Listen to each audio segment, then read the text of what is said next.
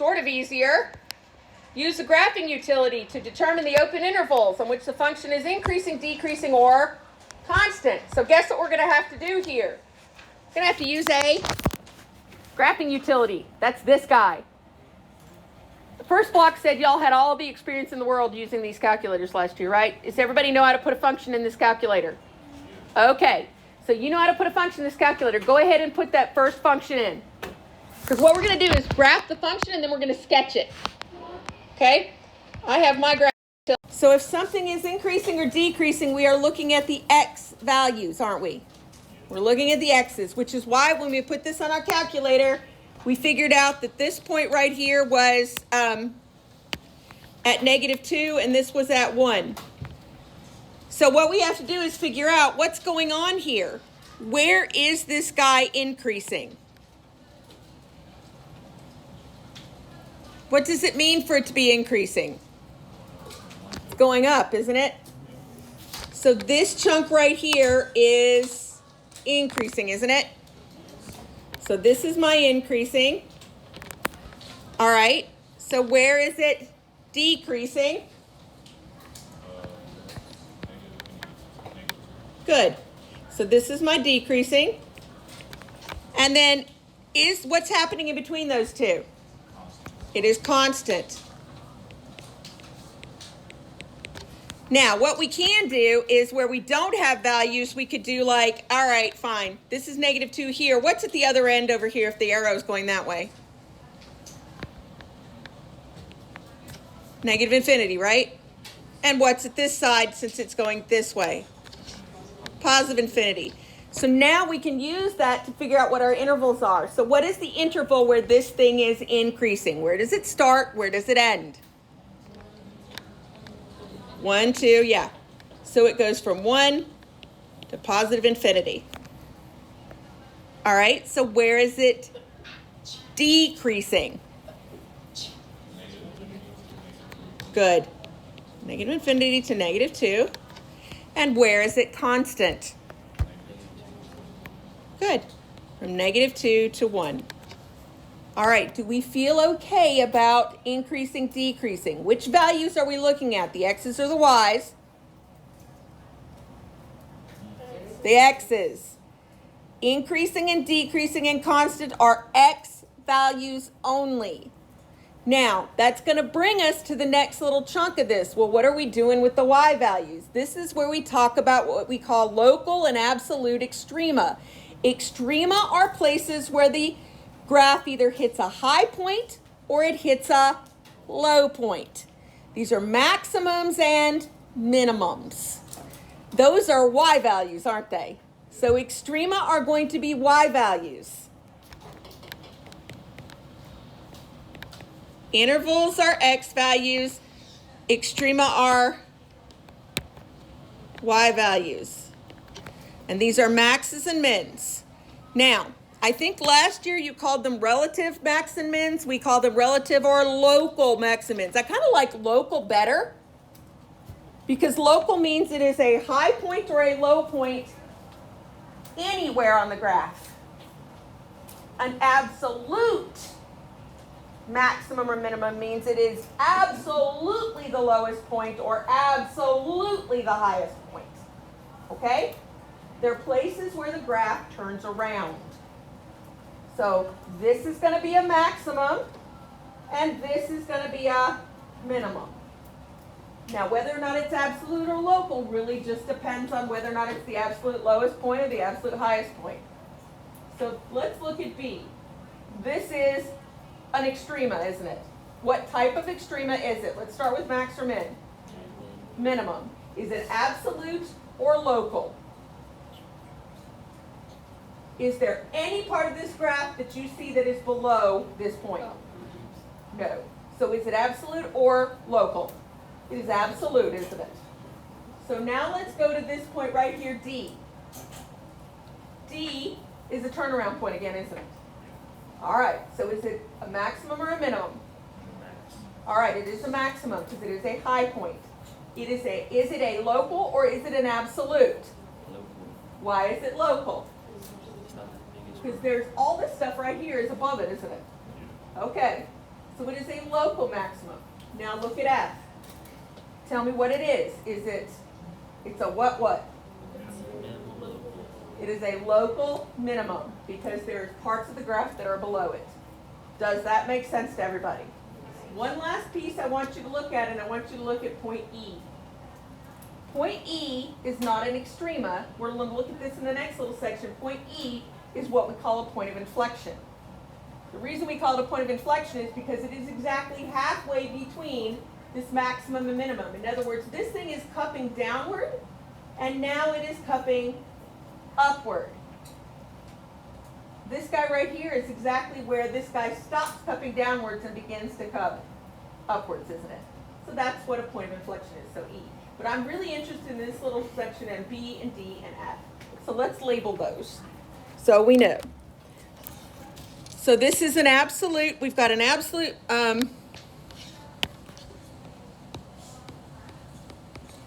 We have an absolute minimum. And I don't care if you use min and max. This is math class, not English class. This is we said this was a local max. And we said F was what? Yep, local min. All right. Absolute because it is the absolutely lowest spot. Now, the definitions here, I'm not as worried about. What I really need you to make sure you know is that you can identify off of a graph where something is a local or absolute maximum or minimum. All right?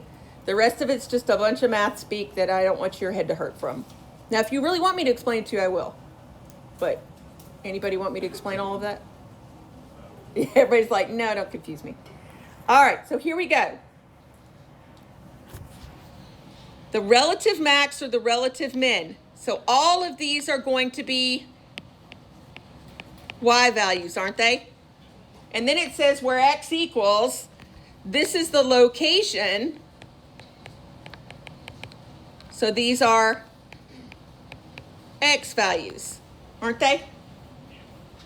So where do we have a relative maximum on this graph? Let's label them. What is this first? This is a what? This is an absolute minimum, isn't it? What is this guy? Local or relative? Local max. And what is this? Local or relative min. Okay. All right. So a relative maximum, relative is the same as local, since I have at least one exchange student in here, so let's make sure we know those are the same word. They mean the same thing. Local, relative, same. Relative just means in that area, it's the high point, or in that area, it's the low point. Same thing with local. All right, so that would be this point right here, wouldn't it? That's this point. So what is the relative maximum value?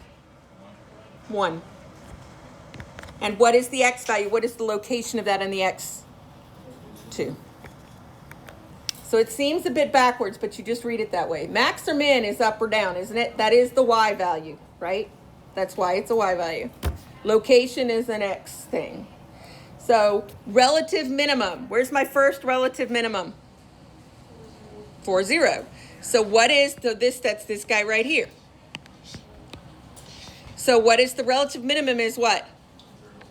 And where x is.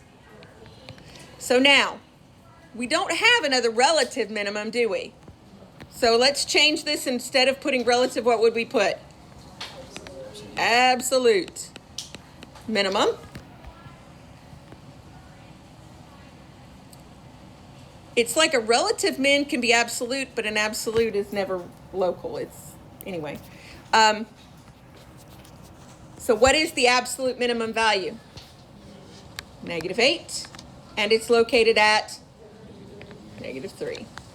So are we good with this? Can you find them? If you're given a graph, you can find them. What if you're not given a graph, though? What if you're given an equation?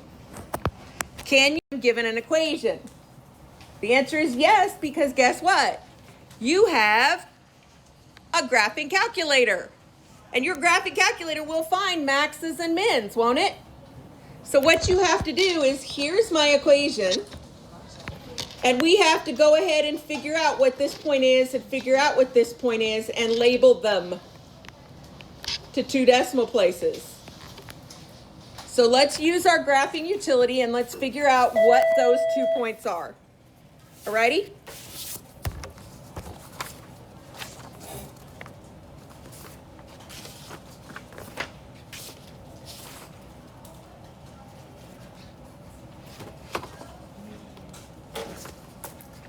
Two decimal places, right? Does everybody know how to do this?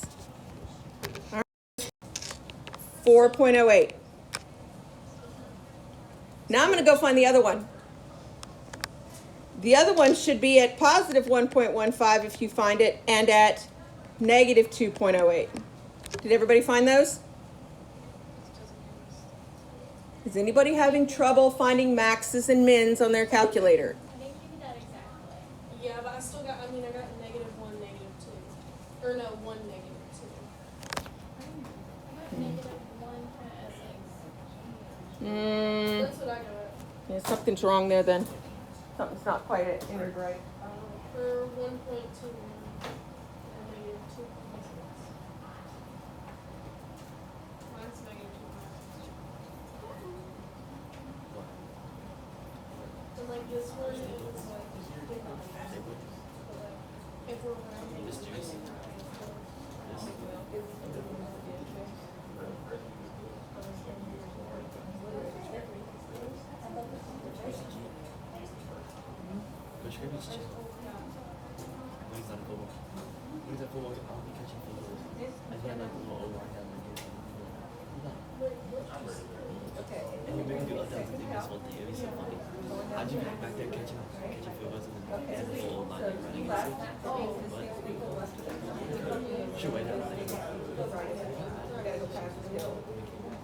And then you're going to hit guess.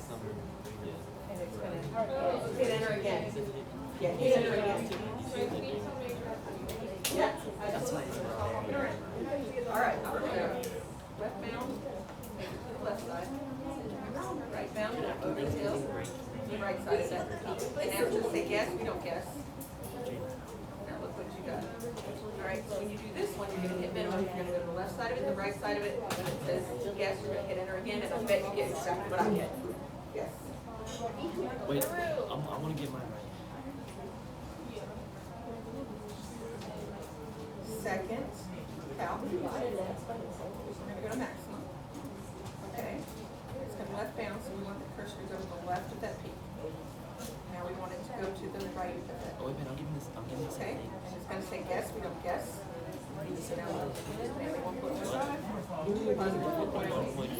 And now you're going to do the second same thing with the minimum. And you're going to go to the left of the minimum, right of the minimum. Again. Guys, if you just put 1 and 4, it would be marked wrong on the test, especially since it says rounded to 2 decimal places. No.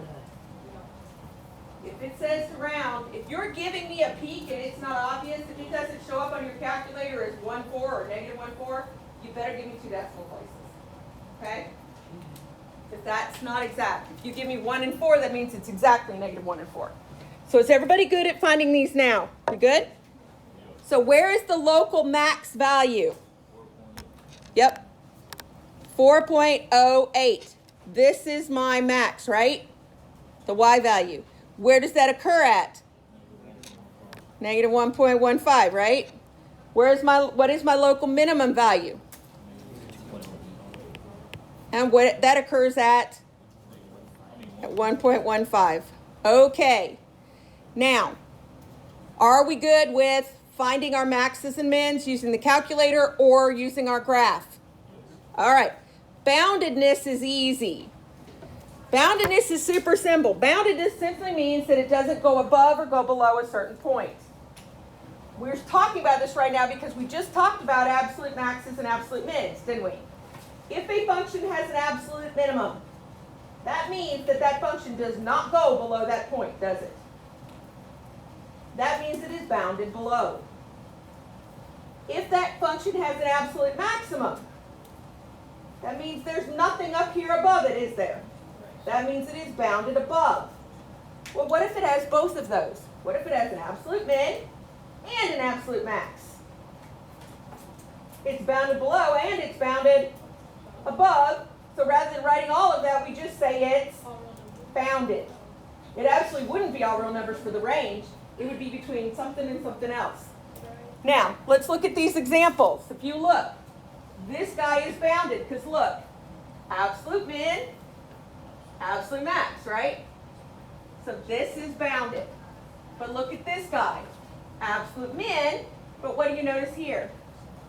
Those keep going, don't they? There is no absolute max, is there? So this is bounded just below. Now flip it around. What do we have here? Absolute max, don't we? Do we have an absolute min? No, it's going to keep going, isn't it? So this one's bounded above. Well, what about this? Do we have an absolute max? No. Do we have an absolute min? Nope. So it is not bounded. So do you understand the difference between all of those? I want you to know that, and just to tie it to what we just talked about with maxes, absolute maximums and absolute minimums. All right? If it has an absolute max or an absolute min, it is bounded in some way. If it doesn't, it's not. All right, so let's talk symmetry.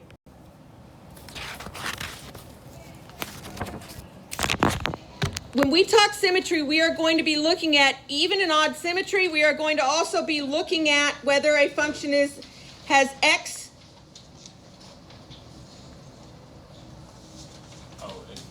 x-axis symmetry, y-axis symmetry, or origin symmetry. There are three types of symmetry. The three types of symmetry are as follows: x-axis, y-axis, and origin. Now, these are easy to tell you. X-axis symmetry means it can be reflected across the x-axis. Do you see my hands?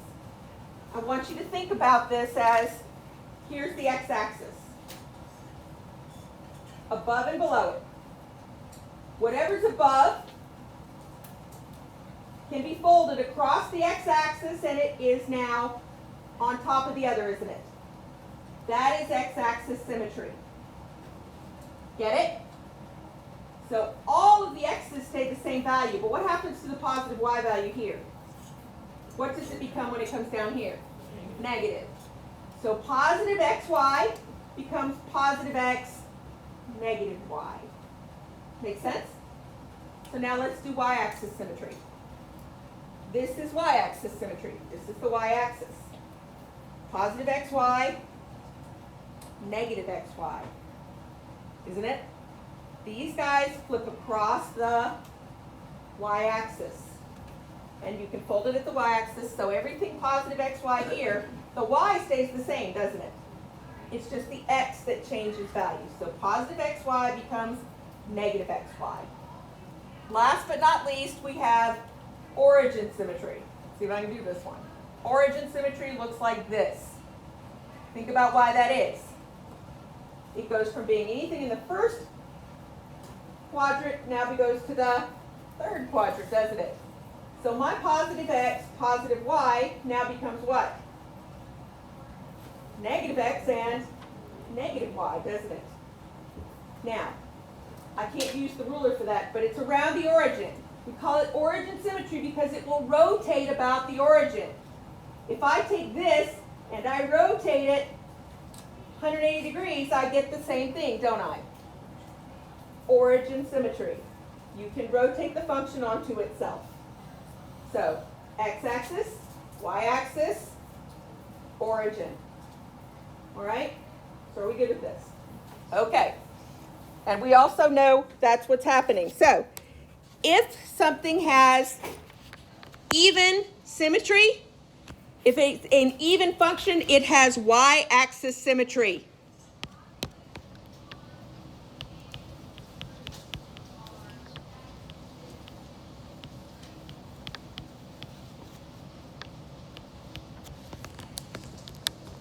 If it's odd, guess what? This one's easy.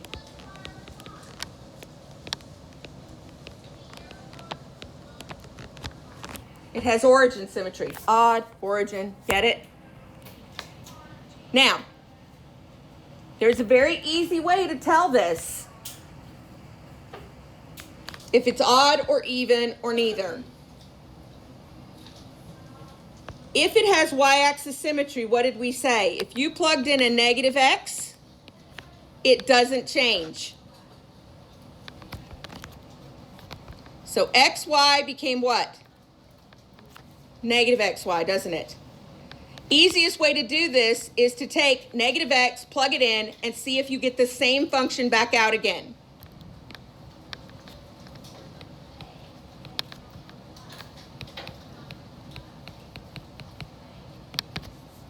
So we're going to plug in negative x and get the same function out. If they have even y-axis symmetry and if the function is even, that's what happens. Let me show you an example of that. This first guy, A, is even. We are going to take x and we're going to replace it with what? Negative x. Now, what is the absolute value of negative x? It's just x, isn't it? Now, I want you to compare these two. What do you notice about these two guys? They are the same. So do you see how this works? Okay, so this is even, and it has y-axis symmetry. Okay? Do you feel good about that? Plug in a negative x, does it come out the same? Does negative xy give you xy? Now, what about odd? Look what happens. If we plug in negative x, both x and y became negative, didn't they? What did we say? Positive xy, negative x, negative y, right? So we plugged in a negative x and the entire function flipped around and became all negative, didn't it? So we went from all positive to all negative. Well, what's the opposite of positive? Negative. So that's what this says. If it has origin symmetry, if it's odd, when we plug in a negative x, the whole function flips around and goes from being a positive function to being a negative function. In other words, it becomes the opposite function.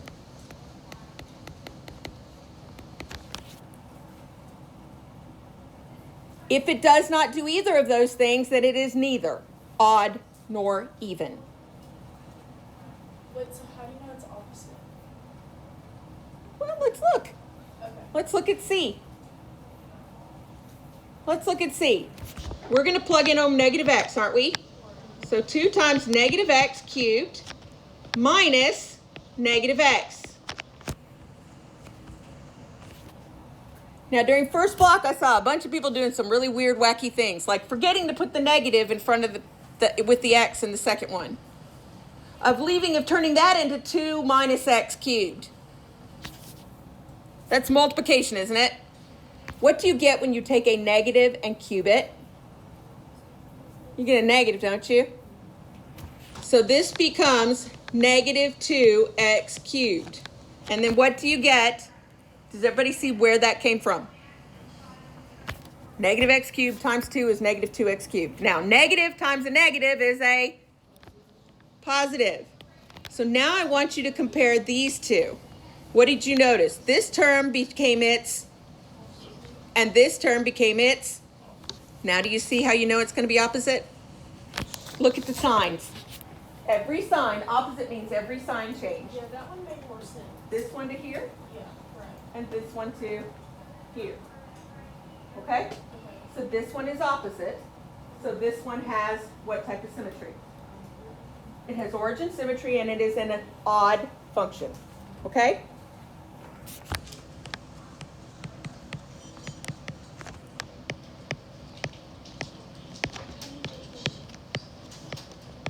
How do you know what? How do you know which one to use? You're still plugging in negative x every time, aren't you? We did the same thing for both of them. You still just plugged in a negative x everywhere there's an x. Okay? So make yourself a note of that if you're not sure. That's a good question to ask. What were we doing? All right, so let's try B. Plug in your negative x for your x and see, is it the same? Is it opposite? Is it neither?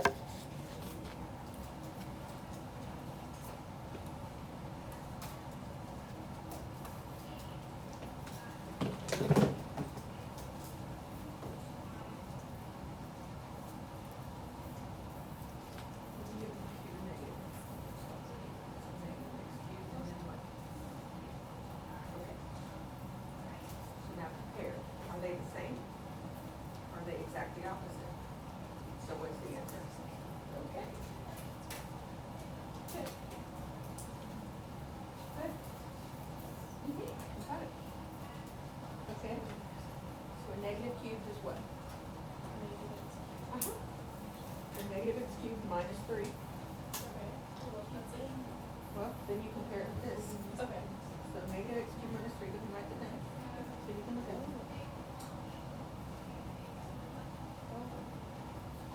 Okay, so negative x cubed, those are not the same, are they? Are they all exactly opposite? These are opposite, are these? So they're not opposite either. So if they're not the same, they're not opposite, it has to be what? There you go. So that's what you do. You plug in, you work it out, and then you look at what you get and compare it to what you started with. Okay? All right. Good.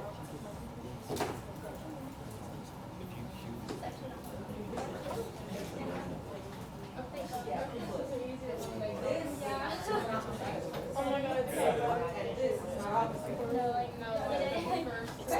Are we good? We good? Are you good? Yep. No, we haven't got there yet. We're fixing to. All right, so do we get this?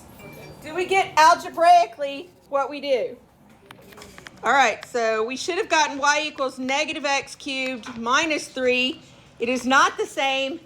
It is not opposite, so it is neither, okay? That minus 3 messed up. So let's go back to the graphs now. These are easy. You just have to ask yourself, for it to lay back on itself, do I rotate it about the origin?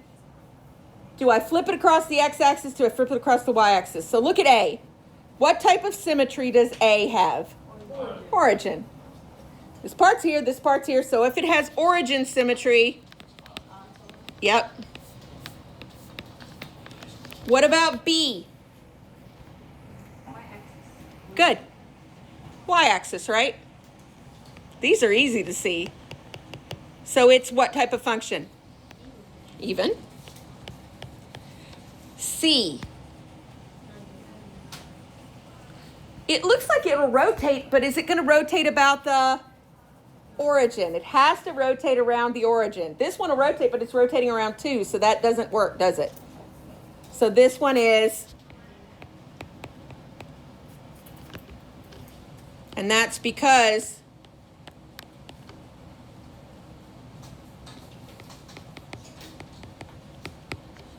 that's not the origin, is it? All right. So here's the problem. We need to know if there is a test for each type of symmetry. So let's wrap up and figure out if there's an easier way to do this to tell what type of symmetry it has without having to plug in and compare. If it has y-axis symmetry, what did we say? We would plug in negative xy, and we should get out the exact same thing, xy, shouldn't we?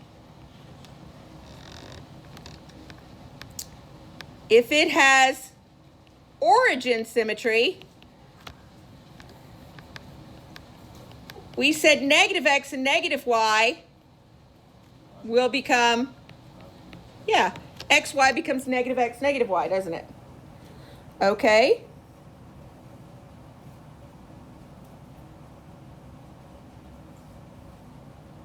Okay. Now, So let's talk about x-axis because we haven't done this one yet. X-axis must be the only combination that's left. What would the only combination left be? We've got negative xy, we've got negative x, negative y. So what's the only other combination? X, negative y.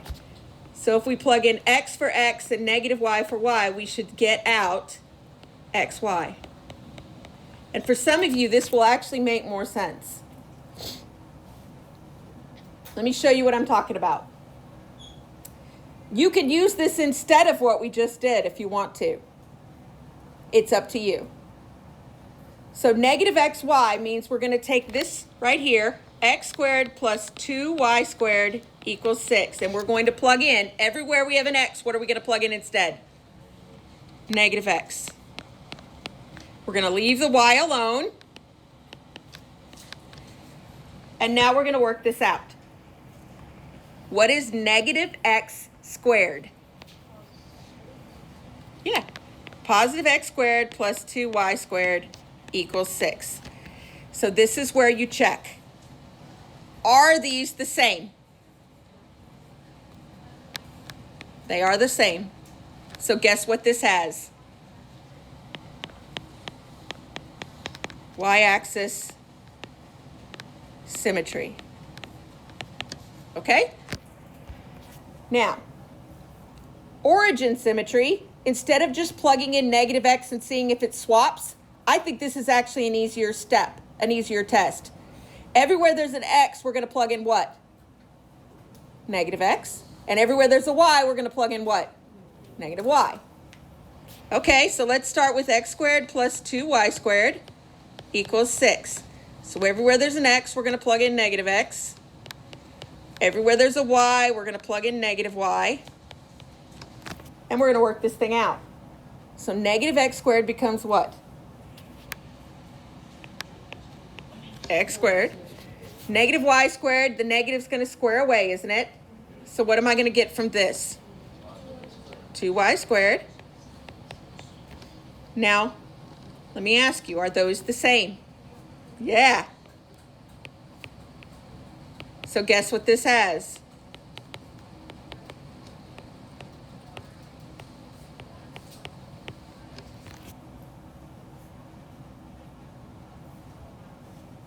So now for the last one, origin is opposite if all you do is plug in negative x. We didn't just plug in negative x, did we?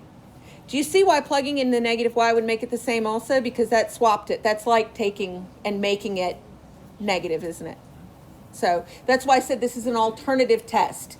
You pick which test you want to do to test for origin, okay? Don't confuse yourself. Sometimes people like this better. Am I just plugging in a negative for x? Am I just plugging in a negative for y? Or am I plugging in negative for both? You know how you tell? Because we know this is negative for y. This is going to be negative for x. And this is going to be for both. Which is why I love this one, because it's this, this, or this. You can kind of remember your tests, can't you? Yep. So now, how do we tell whether or not it has x-axis? This time we're only plugging in for what? Okay, so we're going to start with x squared plus 2y squared equals 6. And we're going to do what? Yep. Negative y squared equals 6.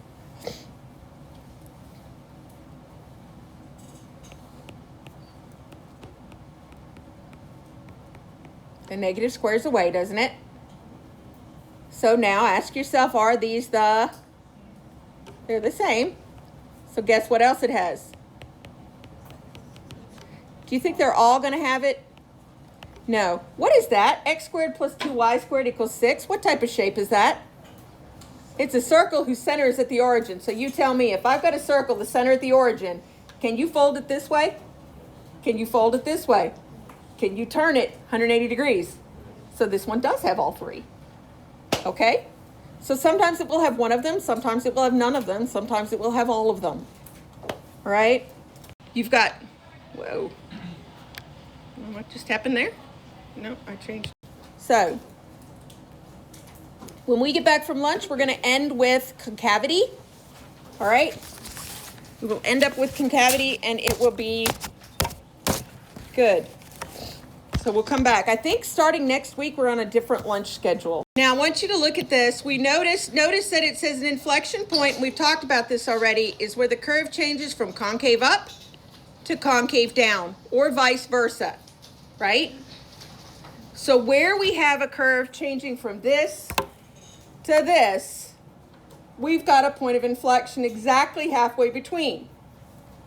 Now, one of the things I want to talk about is, we'll get to whether or not what we know the slope is doing, but what I want to talk about is this. If you notice, we've got a concave up, we've got a concave down. Y'all can typically tell. We've got 1, 2, 3, 4 points here, but only 2 of those are points of inflection. Remember, a point of inflection has to be exactly halfway between the low point and the high point. This is halfway between, isn't it? But look at this side. What is this saying it's going towards? Positive infinity, isn't it? Well, what's halfway between here and positive infinity? It's not this, is it? So unless the curve is turning back around, there is not a point of inflection. Does everybody get that? So of these 4 points, only 2 of them, this one and this one, are points of inflection. Because we're actively changing from up to down, and then we're changing from down back to up. So this is a change, and this is a change. This is not, this is not. All right, so do we understand when something is a point of inflection and when it's not? Okay, so let's talk about what the slope is doing. This says the slope is increasing. What does that mean? That means that the slope is actively getting more positive, isn't it? I want you to think about it. If we were to connect these 2 lines right here, what is the slope of this line? Yeah, the slope is like 0, isn't it? But now let's look. What if we connect these 2? Slope here is maybe, let's call it, it's 2. It's more than 0, isn't it? And now we go to this one. What do you notice? It's even steeper, isn't it? Okay. So maybe this is like the slope is 4. What we notice is the slope is increasing. In other words, it's becoming more and more positive. Okay?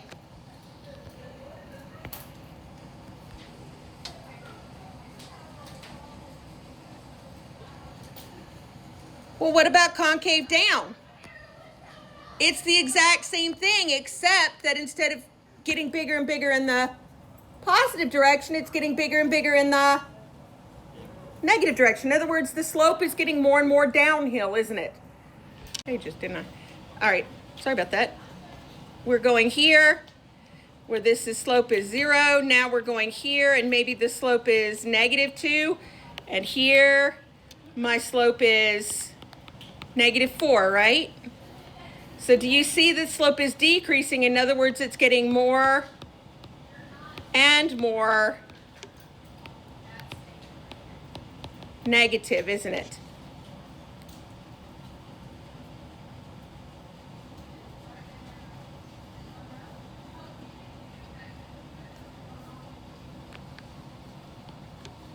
All right. So now let's use what we know here to find concave up and concave down, and then points of inflection. All right, so looking at this curve, how many places do I have that are concave up?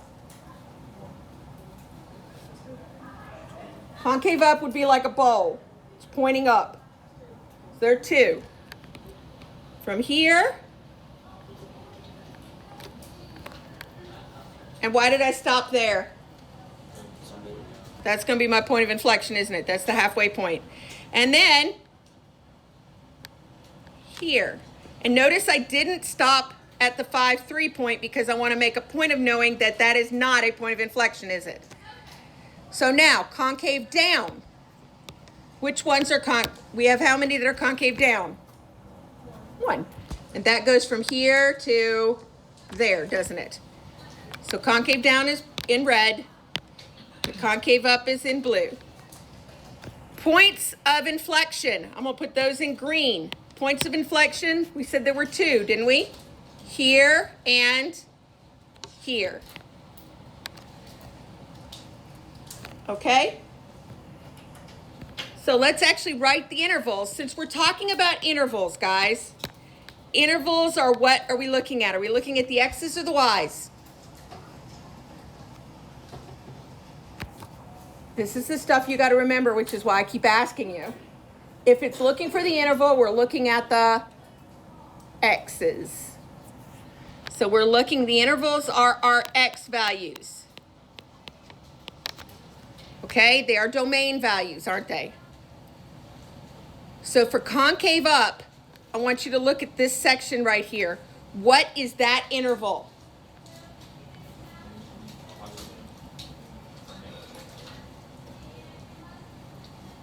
It starts way out here, and it goes until it gets to where? This is x-axis, so we need to mark these spots, don't we? So from negative infinity to where? Negative 0.5. Remember, x values only. So from negative infinity to negative 0.5. Do we have another interval that is concave up? So we're going to do union of. What's the next interval? From where to where? From here, x value, right? To where? Yep. So from 3 to infinity. Now, concave down. Where is this thing concave down? Yep, from negative 0.5, from here to where? So, sorry. From negative 0.5 to where? 3. And then finally, where are my points of inflection? These we just write down, don't we? We've got one at negative 0.5, negative 3. And we have one at what? Notice I didn't put a U there. Why did I not put a U there? Are these intervals? They are points. We don't put U's with points. We put U's only with intervals, okay? So these are points, so I just put an and symbol in between. And what's my other point of inflection? Yeah, right here at 3, 1. Okay. Any questions about identifying where something is concave up, where something is concave down, and where the point of inflection is, which is halfway between? Because we're about to use that on the next problem. This one gives us the extrema, doesn't it? There's my extrema. Here's an extrema. As a matter of fact, this is a local, what? Local max, and this is a local min. So between a local max and a local min, we're probably going to have some concavity, aren't we? So this section is concave down, and this section is concave up, right?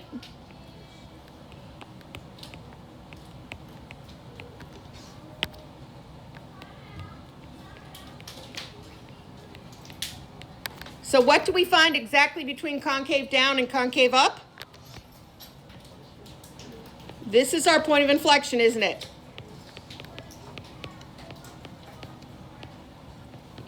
You cannot guess this. You need to figure out what this is. And I gave you the hint of how we do that. We said a point of inflection is exactly where? Halfway. If we have a point here and a point here, what do we call the point that's halfway? Other than the point of inflection. Midpoint. Right? Midpoint? So the point of inflection is the midpoint between the max and a min, or a min and a max. So this point of inflection is a midpoint. Don't we have a midpoint formula? Yes. Yeah. So the point of inflection can be found by using the midpoint formula. Midpoint formula said we add the x's and divide by. Nope, that's slope. That would be upside down slope. Midpoint, halfway. Thank you. We divide by 2. If you think about it, it makes sense, doesn't it? So we're going to add the x's and divide by 2. And then we're going to add the y's and divide by 2. So we're going to take -2, which is our first x, add what? 1 and divide by 2. And then we're going to add our y's and divide by 2. So what do we get? Yep, -1/2. And what's the other one going to be? Miss Sophie? Yes? Hey, can I just get you to post your third block attendance for me? Oh, I thought I had. I'm so sorry. Yes. That's okay. Thank you. 5 halves, right? 16 minus 11 is 5, so 5 halves. Okay?